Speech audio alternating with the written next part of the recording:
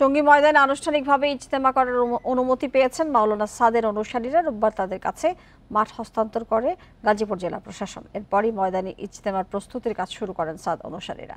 তাদের পর্যাপ্ত নিরাপত্তা দেওয়ার আশ্বাস দিয়েছে গাজীপুর মেট্রোপলিটন পুলিশ।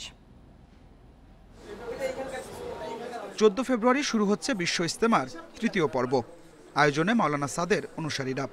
তাদের ইজতেমা আয়োজন নিয়ে নানা ধোঁয়াশা থাকলেও রোববার আনুষ্ঠানিকভাবে মাঠ হস্তান্তর করে গাজীপুর জেলা প্রশাসন। স্বরাষ্ট্র মন্ত্রণালয়ের নির্দেশনা অনুযায়ী সাদ অনুসারীরা ইজতেমা করতে পারবেন বলে জানিয়েছে প্রশাসন। মাওলানা জুবাইরের অনুসারীদের মতো তাদেরও নিরাপত্তা সহ সব সহায়তার আশ্বাস প্রশাসনের। ওনারা 14, 15 এবং 16 তারিখে ইজতেমা আয়োজন করবেন, তার জন্য তাদের কাছে আমরা মাঠ হস্তান্তর করলাম প্রশাসনের পক্ষ থেকে। তাদেরকে নিরাপত্তার বিষয়টা কিভাবে? এখানে অন্যান্য বার যেভাবে নিরাপত্তা দেওয়া হয়, যেভাবে সকল দপ্তর থেকে যেভাবে সহায়তা করা হয়, সরকার সেইভাবেই তাদেরকে ইজতেমা আয়োজনের জন্য সকল বিষয় করছে। এইটাই আমাদের কাছে এখন পর্যন্ত আছে। ইজতেমা হলে তো সেখানে পুলিশ, ম্যাজিস্ট্রেট থেকে শুরু করে অন্যান্য লজিস্টিক্সের দেওয়ার জন্য যেসব ডিপার্টমেন্ট থাকবে তারা তো সবাই থাকবে এখানে। মাঠ বুঝে পেয়ে প্রস্তুতির কাজ শুরু করেন মাওলানা সাদের অনুসারীরা।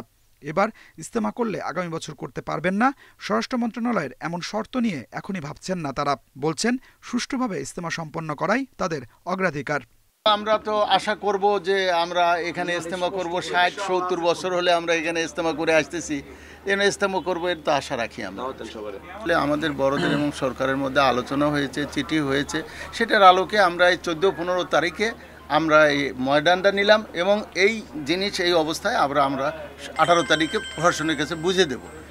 এরই মধ্যে ইজতেমা ময়দানের 160 একর জায়গা পরিচ্ছন্নতার কাজ শুরু করেছে গাজীপুর সিটি কর্পোরেশন।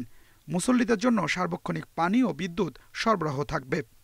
16 ফেব্রুয়ারি আখিরি মোনাজাতের মধ্য দিয়ে শেষ হবে মাওলানা সাদের অনুসারীদের বিশ্ব ইজতেমা। 18 ফেব্রুয়ারি প্রশাসনের কাছে মাঠ হস্তান্তর করবে তারা।